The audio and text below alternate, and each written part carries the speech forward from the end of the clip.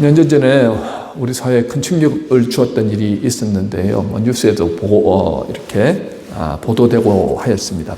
한 택배 기사가 새벽 일찍부터 밤늦게까지 쉬지 못하고 일하다가 결국 과로로 집에서 이렇게 쓰러졌는데 결국은 이제 일어나지 못하고 세상을 떠난 그 뉴스를 우리가 보면서 다들 참 마음이 안타깝다. 아니, 어떻게 이런 일이 있을 수가 있지? 하면서 했던 얘기가 저게 남 얘기가 아니네. 우리도 지금 그렇게 살고 있지 그러더라는 거죠. 실제로 많은 사람들이 오늘도 지친 몸을 이끌고 살아가고 있습니다. 아침 일찍 출근하고 밤늦게 돌아오고요. 마음 둘 곳 없이 버티면서 살아가더라는 거죠. 겉으로는 괜찮아 보이지만 속으로는 마음이 무너져서 힘들게 하루를 버티며 살아가더라는 것입니다. 또 코로나 이후로 한국 사회에서는 고립과 우울이라는 단어가 너무 익숙해졌습니다.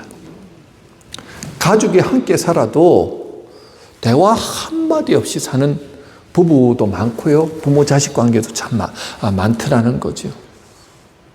그냥 집에 들어가면 각자 카톡을 보든지 아니면 자기 컴퓨터를 보면서 그렇게 시간을 소일하고 있더라는 거죠. 심지어 교회 안에서도요, 상처와 실망 때문에 조용히 눈물 흘리면서 신앙생활 하시는 분들도 이렇게 점점 많아지는 것 같아요. 여러분 예전에 응답하라 1988이라는 드라마를 본 적이 있으십니까? 저는 이제 예전에 그걸 보면서 마지막 장면이 참 잊혀지지가 않는데요. 그 성동일 씨가 그 아버지로 나오잖아요. 아버지가 이제 50대 중후반이 돼가지고 갑자기 다니던 직장에서 명퇴를 하게 되는 거예요. 한참 일해야 될 때인데 이제 명퇴를 하고 집에 이제 터벅터벅 들어오니까 그 가족들, 딸들, 아들 그리고 와이프가 케이크를 사고 이렇게 나팔을 빵빵 불면서 폭죽을 터뜨리면서 아빠 사랑해요. 너무너무 수고했어요. 이제 걱정하지 마세요. 아빠는 우리가 책임질게요 하면서 축 처진 그 아빠의 어깨를 다 이렇게 세워줍니다. 그때는 그렇게 또 이렇게 버티면서 살 수 있었던 때인 것 같아요. 근데 지금 우리 가장들은 어떻습니까? 40대 후반부터 명퇴, 희망퇴직, 50대 중후반에 이제 그런 일들을 겪었을 때 우리 가족들은 뭐라고 말씀하시겠어요? 수고했어요. 하고는 그래도 70까지는 가야지. 다른 직장 한번 알아보세요. 놀고 있으면 안 되지. 아마 그런 마음들이 다 있을 것 같아요. 참 살기 어려운 시대에 우리는 살아가고 있습니다. 이게 가장들만의 문제가 아니라는 거지요. 우리의 인생들 다 마찬가지입니다. 왜 내 인생은 이렇게 힘든 일이 반복될까? 왜 나는 남들보다 이렇게 더 험한 길을 걷는 것 같지? 오늘 본문 속 야곱도 그런 사람 아닙니까? 그는 자기 인생을 돌아보면 이렇게 말합니다. 내 나그네 인생길이 험악하였나이다. 지금 130년을 살았습니다. 130살 된 이 야곱이 하는 고백이 내 인생길이 참 험악하였습니다 라고 고백하는 거예요.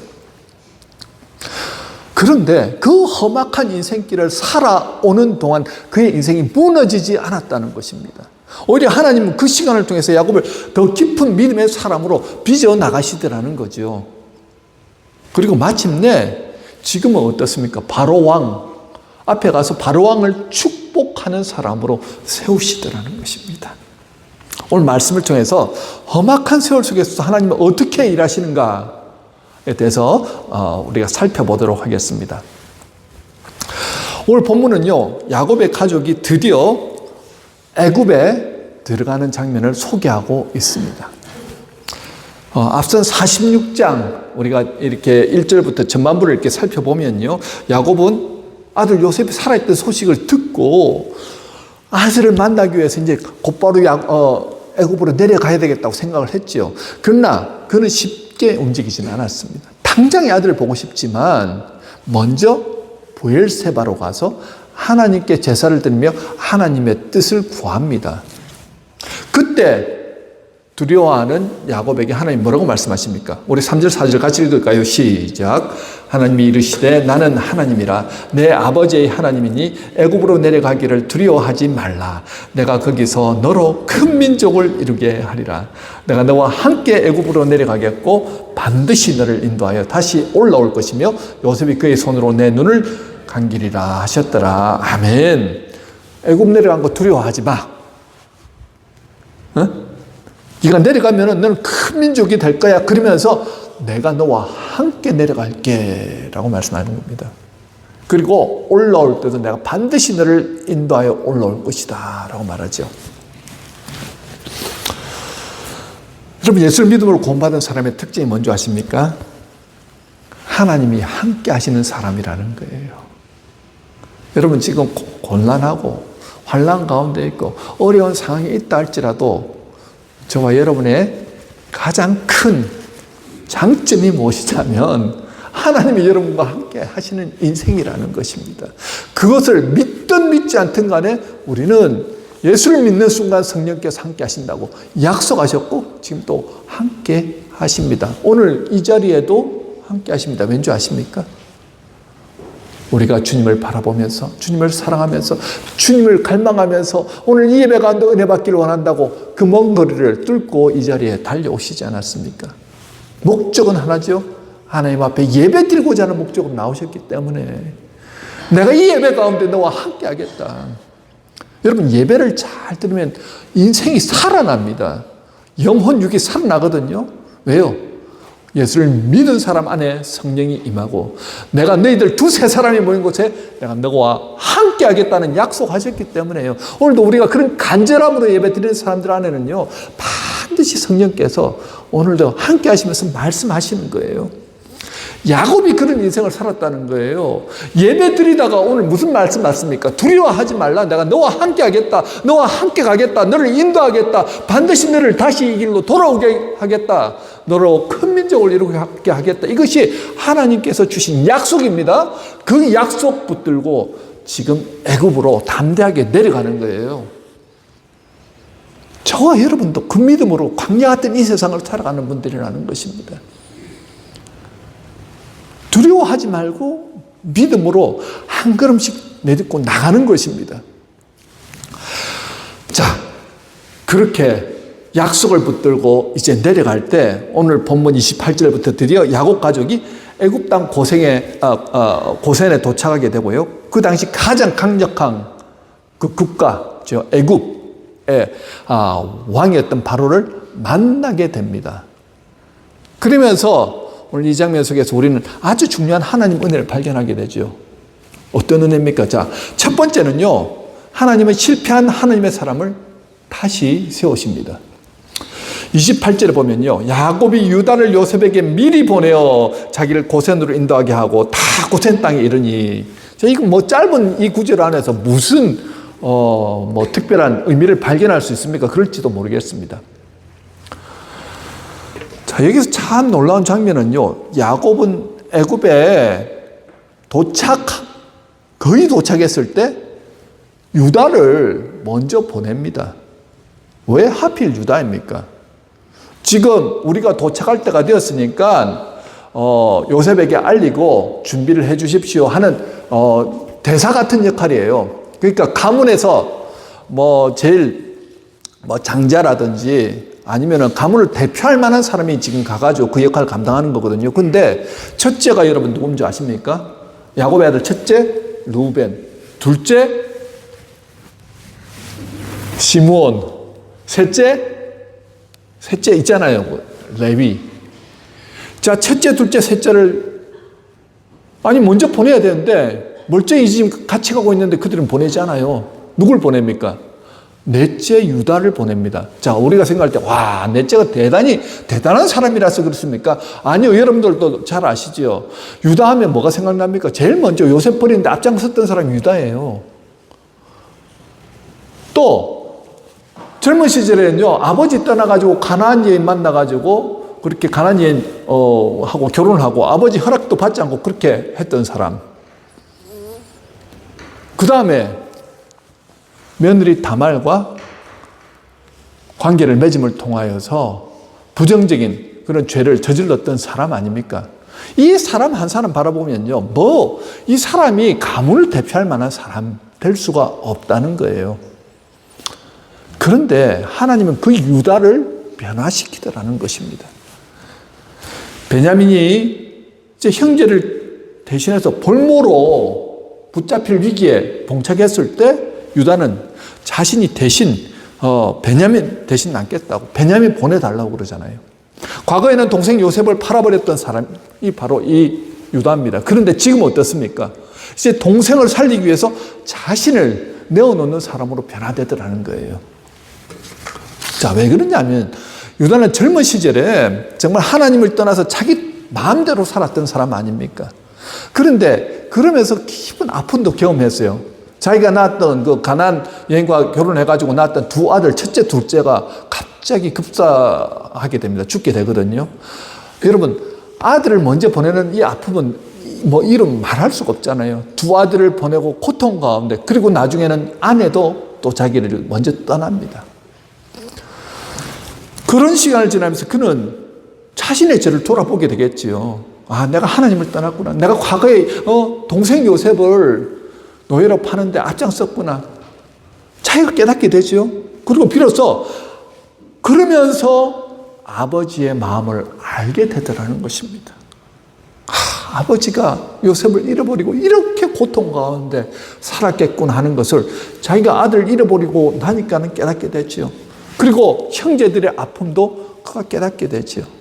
그러면서 희생하는 사람으로 변화되더라는 것입니다. 하나님은요, 야곱을 통해서 그렇게 깨어지고 돌이킨 유다를 야곱 가문의 대표로 이제 세우시더라는 거죠. 하나님께서 변화된 유다를 통해서 다윗 왕가의 계보를 이어가실 뿐만 아니라 훗날 그 후손 가운데서 예수 그리스도로 이 땅에 놀라운 구속의 역사를 이루게 하시더라는 것입니다. 그저 그때 유다의 어떤 희생 이것만이 중요한 게 아니고요. 유다를 통해 가지고 다윗 왕가가 시작되고 유다를 통해 가지고 어떻게 해요? 예수 그리스도가 이 땅에 오시더라는 거예요. 여러분, 하나님은 완벽한 사람만 불러서 사용하시는 분이 아니지요. 오히려 회개하고 돌이키는 사람을 통해서 하나님은 역사하십니다. 아무리 우리의 과거가 흉어울이 많다 할지라도 하나님 앞에 회개하고 돌이키면 어떤 역사가 일어난다고요? 다시 하나님 앞에 귀하게 쓰임받을 수 있다는 거예요. 베드로도 예수를 3번이나 부인했던 사람 아닙니까? 그런데 베드로는요, 다시 돌이킵니다. 회개합니다. 주님이 부르실 때 네가 나를 사랑하느냐? 네, 주님 사랑하시니까 주님 아시지 않습니까? 다시 돌아오지요. 주님을 위해서 십자가 지기까지 충성 다하면서 귀하게 하나님 앞에 쓰임받는 자로 하나님 세워나가시잖아요. 다윗 간음죄, 살인죄 저질렀던 사람 아닙니까? 하나님 앞에 도저히 쓰임받을 수 없는 사람입니다. 그런데 어떻습니까? 그가 회개하고 돌이키자 하나님 그를 다시 하나님의 마음에 합한 사람으로 받아주시죠. 그뿐만이 아닙니다. 어떻게 하십니까? 이스라엘 역사상 가장 위대한 왕으로 하나님께서 세워주시더라는 거죠. 여러분, 흉허물이 있기 때문에 거기에 하나님의 은혜가 그를 덮고 나면요, 더 아름다운 작품으로 거듭나게 된다는 거예요. 한 도예 장인이 깨어진 도자기를 버리지 않고 금으로 그 깨진 부분을 이어서 붙여서 더 아름다운 작품을 만드는 것을 본 적이 있습니다. 예, 일본에서는 이것을 뭐라 하냐면요, 킨츠기라고 그럽니다. 킨츠기. 예, 우리 미술 하시는 집사님 잘 아시지요? 이 작품을 보면서 사람들은요, 저렇게 깨어진 작품에도 우리가 상상할 수 없는 어떤 예술의 혼이 들어가 있구나 하는 것을 깨닫게 되더라는 거예요. 여러분, 하나님은 우리의 상처와 실패를 감추시는 게 아니라 그것을 은혜로 덮으셔서 하나님의 영광의 통로로 사용하신다는 것입니다. 우리가 혹시나 과거 때문에 주눅들어 있으신 분 계십니까? 나 같은 사람이 무슨 하나님 일을 합니까? 나 같은 사람이 하나님 앞에 쓰임받을 수 있을까요? 아니요, 여러분. 우리 안에 죄 없는 사람 없고요. 흉음을 없는 사람 없습니다. 단지 내가 그 죄에서 돌이키려고 하고 이제 더 이상 나는 그 죄 가운데 머물지 않겠습니다. 나는 하나님 앞에 쓰임받기를 원합니다. 하나님 앞에 날마다 하나님의 도우심을 구하며 나가는 그 사람들을 통해서 어떻게 해요? 하나님은 하나님의 나라를 이루어 가시고요. 하나님의 위대한 일을 그 사람을 통해서 하시더라는 것입니다. 많은 분들이 나는 이미 나이가 많이 들었습니다. 나는 하나님 앞에 서기에 너무 부족합니다. 그렇지 않습니다. 주님 앞에 위대하게 쓰임받았던 사람들, 성 어거스틴조차도요, 세상 가운데서 사생자를 낳았고 온갖 추잡스러운 그런 일들을 하면서 하나님 앞에 도저히 쓰임받을 수 없다고 생각했던 바로 그 사람이 어떻습니까? 나중에는 은혜 받고 변화되어져서 그 시대를 정말 귀하게 쓰임받는 그 시대의 위대한 하나님의 일꾼이 되더라는 거죠. 저와 여러분도 마찬가지입니다. 흠이 있어도 괜찮습니다. 부족해도 괜찮습니다. 하나님, 이 모습 이대로 주님 앞에 쓰임받기를 원합니다. 겸손하게 여러분들 주님 앞에 내어주십시오. 유다와 같이 허물 많은 사람도 하나님 앞에 귀하게 쓰임받듯이 저와 여러분도 이제는 돌이키겠습니다. 하나님의 방법대로 살겠습니다. 믿음으로서 나가겠습니다. 고백하면 나아갈 때요, 하나님의 은혜, 하나님의 축복이 바로 그 사람 통해서 이루어진다는 거예요. 자, 두 번째는요, 하나님은 험악한 세월 속에서도 하나님의 사람을 붙드십니다. 우리 29절 같이 읽도록 하겠습니다. 요셉이 그의 수레를 갖추고 고센으로 올라가서 그의 아버지 이스라엘을 맞으며 그에게 보이고 그의 목을 어긋맞춰 안고 얼마 동안 울매. 자, 이 장면을 성경에서 보는 가장 아름다운 상봉 장면 중에 하나입니다. 여러분, 이게 어느 정도의 느낌인지 아십니까? 느낌이 잘 안 오시죠? 22년 만에 죽었던 아들을 만나게 된 거예요. 22년. 상상이 잘 안 가시죠? 80년대 때 여러분들 우리 이상가족 방송 보신 적 있습니까? KBS에서 전국적으로 방송했을 때 누가 그 사람을 모르시나요? 그 기억나시죠? 저는 그 선율만 들으면 그렇게 마음이 찢어져요. 사실 그 어린 마음에 그분들이 만나가지고 엄마, 아버지 하면서 형, 누나 하면서 막 부둥켜 안고 우는 게 사실은 그 당시에는 잘 이해가 안 됐습니다. 뭐 그렇게까지 하나 싶었는데요. 죽었다고 생각했던 내 아버지가, 내 아들이 살아있다는 거예요. 만나자마자 이때까지 참아왔던 그 마음, 그 기쁨, 힘들었던 마음들을 다 토해놓는 거예요. 그래서 이렇게 부둥켜 안는 게 그냥 아는 게 아니고요. 그냥 안고 막 부비고 하면서 한참 동안 그래가 막 쓰러질 정도로 그렇게 격렬하게 지금 반응을 하고 있는 겁니다. 그러면서 얼마 동안 울매한 게 이게 얼마 동안이라는 게 한참 동안 울었다는 거예요. 더 이상 눈물이 안 나올 정도까지 그렇게 울었다는 거죠.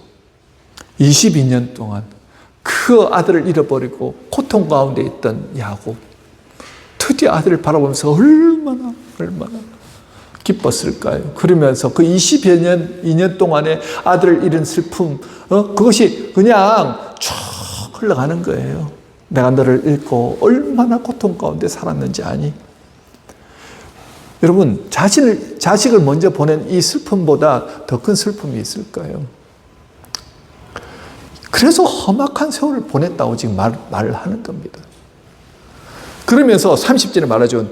네가 지금까지 살아있고 내가 네 얼굴을 보았으니 지금 죽어도 좋하도다. 이제 나는 죽어도 좋다. 내가 너 얼굴 봤으니까 죽어도 좋다. 참 야곱의 인생 너무나도 험악한 인생이었습니다. 속이며 살았고 도망 다녔고 사랑한 아내를 잃었고 사랑한 아들을 잃으면서 살아온 인생길이었습니다. 얼마나 억울합니까? 22년을 그냥 죽은 줄만 알고 살았으니. 여러분, 그 22년의 세월을 한번 생각해 봤어요. 야곱이 매일매일 눈물 흘리지 않았을까요? 그 고통을 어떻게 참고 살았을까? 그런 생각이 들기도 합니다. 그런데요, 그 고통 가운데 있는 야곱을 하나님은 끝까지 붙드시더라는 거예요. 가만히 내버려 두시지 않으십니다. 고통스럽기 때문에 하나님을 붙드는 거예요. 고통스럽기 때문에 하나님 좀 방법을 가르쳐 주세요. 어떻게 하면 이 아픔을 해결할 수 있겠습니까? 하나님 보이지 않는 이 답답함 어떻게 하면 되겠습니까? 기도할 때마다 하나님 그를 위로해 주시고 그와 함께 해 주시고 그를 인도하시더라는 거지요. 여러분, 그래서 고통의 시간은요, 우리 믿음의 사람들에게 지금 광야 같은 시간, 고통의 시간, 험악한 시간을 지금 보내고 있습니까? 이 시간에 우리가 해야 될 게 뭐라고요? 첫 번째 말씀드렸잖아요. 하나님은 우리 혼자 고통스럽게 하려고 일부러 내버려 두시는 분이 아니라는 거예요.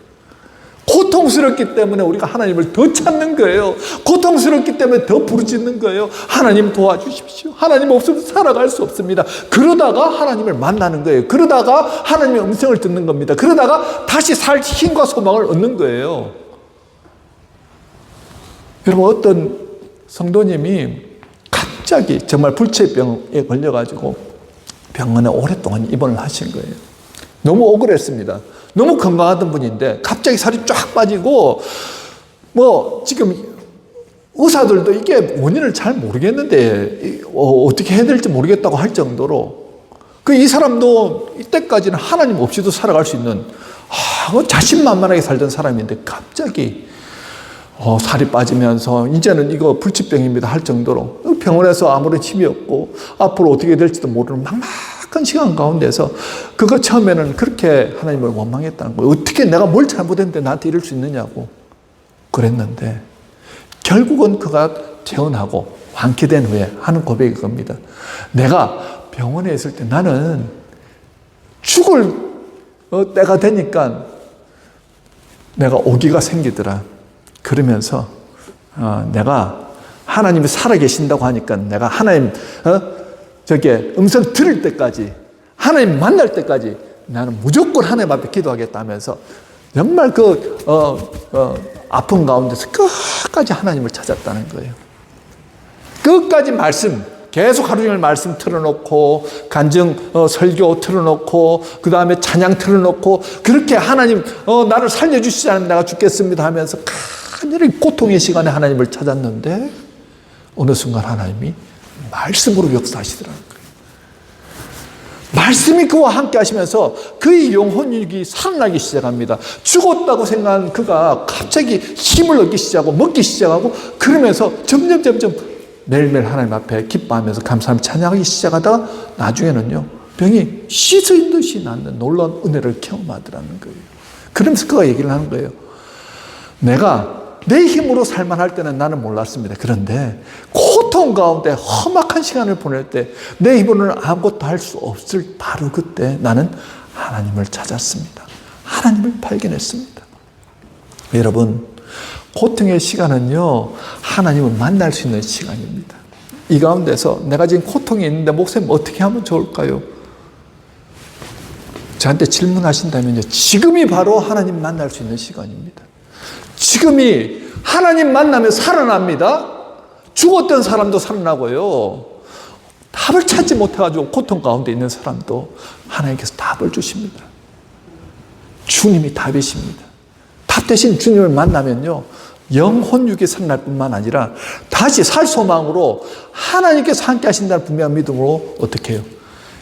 우리에게 주어진 그 시간을 최선을 다해서 또 살아가게 되더라는 거죠. 그렇기 때문에 이 고난의 시간, 고통의 시간 이때 나는 주님의 방법으로 서나가겠습니다. 끝까지 주님을 만나심으로 승리하신 저와 여러분 되시길 주님의 이름으로 축원합니다. 자, 세 번째는요. 하나님은 고생을 통해 하나님의 사람을 구별하시고 지키십니다.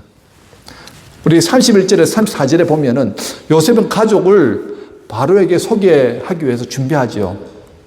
여기서 요셉은 형제들을 바로에게 데려가기 전에 자신들이 어떤 사람인가를 지금 미리 알려주고 있습니다. 34절을 같이 한번 볼까요? 당신들은 이르기를 주의 종들은 어렸을 때부터 지금까지 목축하는 자들이온데 우리와 우리 선조가 다 그러하니이다 하소서. 애굽 사람은 다 목축을 가정히 여기나니 당신들이 고센 땅에 살게 되리이다. 자, 이렇게 알려주면서 이제 바로 앞에 5명을 데리고 들어가잖아요. 3절에 이제 그들이 이렇게 얘기하는 거예요. 종들은 목자이온데 우리와 선조가 다 그러하니이다. 우리는 다 목자라고 얘기합니다. 자, 여러분, 왜 요셉은 굳이 목자임을 강조했을까요? 자, 우리 34절에 보면요, 애굽 사람은 다 목축을 가증히 여기나니, 그러면 가증히 여긴다는 건 굉장히 조롱하듯이 본다는 거예요. 우습게 여긴다는 거예요. 애굽은 농경사회입니다. 정착해가지고 농사지어가지고 그렇게 먹고 사는 사회. 그런데 목축하는 사람들은 이동하면서 살지요. 냄새도 많이 나고, 그 다음에 뭐가 질서가 없는 것 같고. 그러니까 이 사람들을 바라볼 때는 항상 좀 우습게 보는 그런 경향들이 있습니다.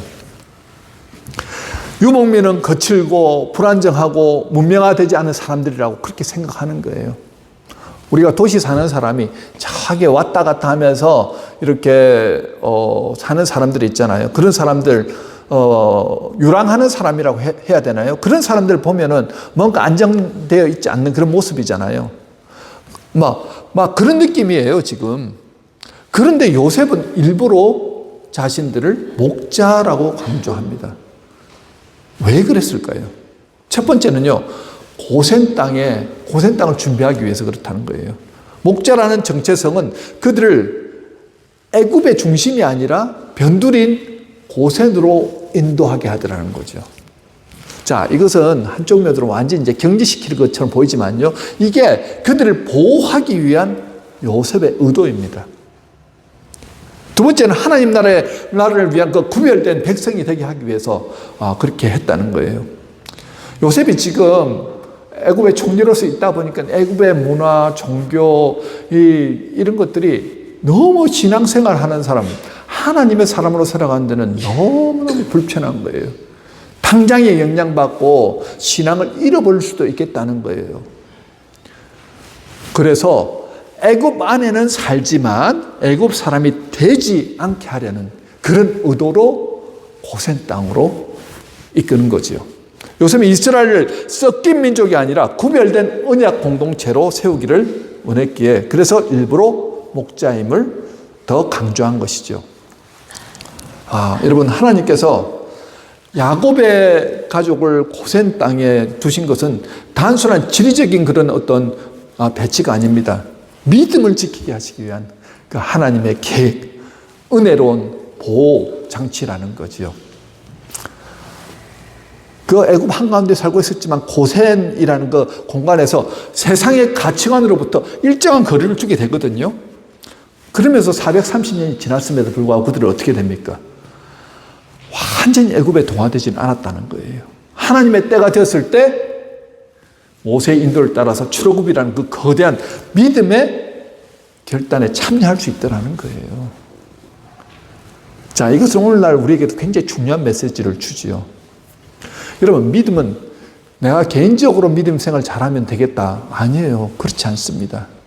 하나님은 언제나 공동체를 통해서 믿음을 지키게 하신다는 것입니다. 여러분, 우리는 세상 가운데 지금 살아가고 있습니다. 가정도, 직장도, 학교도 모두 애국과 같은 가치관 속에서 지금 놓여 있더라는 거죠. 그런데 하나님은 우리를 그 한가운데서도 고생 같은 교회 공동체를 통해서 우리를 이끌어 가신다는 거예요. 교회는 단순히 모이는 장소가 아닙니다. 코리안 커뮤니티가 아니라는 거예요. 세상의 흐름 속에서도 믿음을 지켜내는 영적 피난처이고 언약의 자리입니다. 그런데 안타깝게도 오늘날 많은 사람들이 상처, 실망, 오해, 시험을 이유로 교회를 떠나기도 하지요. 물론 교회는 완전하지 않습니다. 사람이 모이는 곳이기에 부족함도 있고요. 때로는 아픔을 주고받기도 합니다. 그러나 기억해야 합니다. 교회는 완벽한 사람이 모인 곳이 아니라 은혜가 필요한 사람이 모이는 곳이라는 거예요. 그리고 하나님은 이 교회 공동체를 통해서 하나님의 사람으로 구비시켜 나가더라는 것입니다. 사탄은요, 제일 잘하는 수법이 뭔지 아십니까? 교회 가서 은혜 받지 못하게 합니다. 설교 시간에 자꾸만 설교 말씀 듣지 못하게 하고요. 관계 안에서 계속 깨어지게 하고 싸우게 만들고요. 시기하고 질투하고 미워하게 만들고요. 그게 사탄의 방법입니다. 교회 나오는 거 싫어하게 만들어요. 꼭 주일날 교회 가야 돼? 인터넷에 온라인으로 들어가가지고 그냥 예배 드리면 되지? 이렇게 만들어버려요.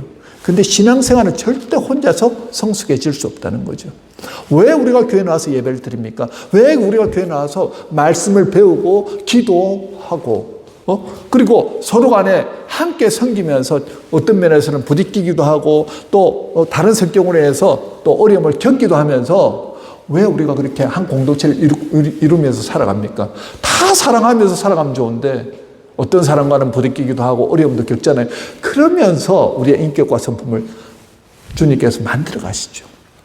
하나님의 사람으로 구비시켜 나가더라는 겁니다. 이 교회는요, 하나님 안에서 우리를 지키는 그런 보금자리 같은 곳이에요. 교회가 흔들리잖아요. 내 영이 잘된 같이 내 범사가 잘 된다고 했는데 하나님의 영이 임재하시는 바로 이 교회 공동체가 흔들리기 시작할 때 우리의 인생도 우리의 생활도 다 이렇게 흔들리는 것을 경험하지 않습니까? 제가 이민교회 벌써 지금 28년 차인가요? 29년 차인가요? 그런데요. 처음 교회 왔을 때 교회가 참 문제가 많았습니다.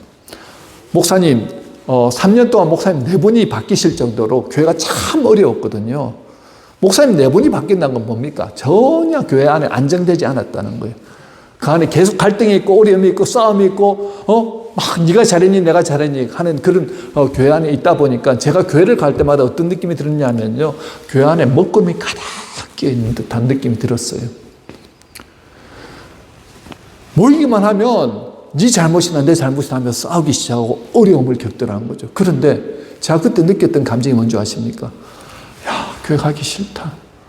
교회 가기 싫다는 거였어요. 하나님을 찬양해도 막혀 있는 것 같고 말씀을 들어도 은혜가 전혀 임하지 않고 이게 뭐지? 이게 뭐지? 그런 생각을 했던 기억이 있습니다. 여러분, 악한 영은요, 어떻게 해서든지 교회를 무너뜨리려고 할 때 우리는 반대 방향으로 가야 된다는 거죠. 어떻게 해요? 사탄은 무너뜨리려고 하지만 믿음의 사람들은 교회에 나와서 어떻게 기도함으로 나는 끝까지 말씀의 자리, 기도의 자리를 지키는 겁니다. 악한 영과 반대되는 방향으로 나는 하나님의 정말 이 몸된 교회를 지켜나가겠다 이 마음, 이것이 있을 때 교회는 든든하게 세워집니다. 왜 그런 줄 아세요? 고센 땅에서 하나님께서 그들을 어떻게 해요? 구별되게 하셨잖아요. 그러면서 그들의 신앙의 전통이 계속해서 이어지더라는 겁니다. 교회가 든든하게 세워질 때 그때부터 우리 자녀들에게 대한 그 말씀이 믿음이 그대로 전수되는 거예요. 그리고 우리도 연약했던 분들이 예수를 알게 되고 믿게 되고 우리 믿음의 선배들, 장로님, 권사님들의 삶을 통해서 섬김을 통해서 보고 배우면서 어떻게 해요? 교회 공동체가 든든하게 서나가죠. 또 누군가는 이렇게 또 아프고 힘들어서 또 믿음이 젖을 때가 있습니다. 그러면 주변에서 가서 또 손을 잡아주고 이끌어주고 위로해주고 격려해주면서 그러면서 어떻게 또 믿음을 세워나가죠. 그렇기 때문에 우리가 교회 밖에 가면 굉장히 편할 것 같지만 절대 그렇지 않습니다. 구별되어진 교회 공동체 안에서 하나님 은혜도 베푸시고 다시 세워주시기도 하시고요. 그 공동체를 통해서 하나님의 나라를, 하나님의 뜻을 이루어 가시더라는 거죠. 마지막으로 우리 네 번째는요. 하나님은 하나님의 사람을 가장 좋은 곳으로 인도하십니다. 6절입니다. 우리 6절 마지막입니다. 시작! 애굽 땅이 내 앞에 있으니 땅의 좋은 곳에 내 아버지와 내 형들이 거주하게 하되 그들이 고센 땅에 거주하고. 자, 지금 험악한 인생을 살아왔다고 했는데 그 험악한 인생 가운데 야곱도 있고요, 유다도 있고요. 지금 누가 있습니까? 마지막으로 요셉도 있지요. 요셉의 삶을 바라보면요, 노예로 팔렸고 또 어떻습니까? 감옥에 들어갔고 참 이 상황들을 다 보면은 험난한 상황이었는데 요셉이 마지막으로 고백한 게 있잖아요. 하나님께서 나를 먼저 당신들보다 보내셔서 당신들로 하여금 이곳에 와서 이 고난의 시기, 흉년과 기근이 있는 이 시기에 당신들을 이끄시기 위해서 나를 먼저 보내셨습니다. 라고 말합니다. 하나님의 인도하심이셨다는 거예요. 여러분, 하나님은 절대 저와 여러분을 가만히 내버려 두시지 않습니다. 끝까지 붙잡고 우리를 인도하시는 하나님이십니다. 지금 당장 고난의 시간이라고 이해되지 않지만요, 하나님 단 한 번도 실수함이 없으셨습니다. 우리보다 먼저 앞서가셨고, 먼저 계획하셨고, 먼저 주관하셨습니다. 하나님의 은혜 안에서 지금 어때요? 고센 땅으로 가장 좋은 곳에 가서 안식을 누릴 수 있게 되었다는 거죠. 저와 여러분도 마찬가지입니다. 지금 내 눈에는 이해되지 않는 길이라도 하나님은 단 한 번도 여러분 실수하신 적이 없으신 하나님이십니다. 요셉의 눈물과 룻의 실패, 여러분 룻이 실패한 것처럼 보이지요. 룻기에 보면 룻이 남편을 잃고 베들레헴으로 들어가서 정말 이제는 막막한 산 가운데 갔는데 하나님은 누굴 만나게 하십니까? 보아스를 만나게 하셔가지고 예수님의 계보를 잇게 하는 놀라운 역사를 이루게 하시잖아요. 하나님의 계획 안에서 그 일이 이루어지더라는 것입니다. 저와 여러분도 마찬가지입니다. 하나님께서 지금 이 과정 가운데서 함께 하시지만요, 그리고 내 나중은 창대하게 되리라. 그것이 하나님의 뜻입니다. 말씀을 맺겠습니다. 여러분, 야곱 바로 앞에서 자신의 인생을 험악한 세월이라고 고백했습니다. 그러나 그 험악한 세월은 결코 헛된 시간이 아니었습니다. 130년 동안 하나님은 야곱을 붙드시고 세워나가시고 인도하셨습니다. 야곱은 하나님을 그 기간 동안 더 깊게 알게 되었고, 유다는 그 기간 동안 변화되었으며, 요셉은 하나님의 섭리를 배우게 되었고, 마침내 그 이스라엘 가문이 회복되는 놀라운 은혜를 경험하게 되었습니다. 우리의 삶에도 험악한 세월이 분명히 있습니다. 눈물의 시간이 있고요, 이해되지 않는 시간이 있습니다. 그러나 하나님은 그 시간 속에서 일하고 계시다는 사실 분명하게 기억하시고, 눈앞의 현실만 보고 두려워하기보다 험악한 세월 속에서 우리를 가장 좋은 길로 인도하시는 주님을 끝까지 신뢰하시고 말씀에 순종하시면서 승리하시는 저와 여러분 되시길 주님의 이름으로 축원합니다.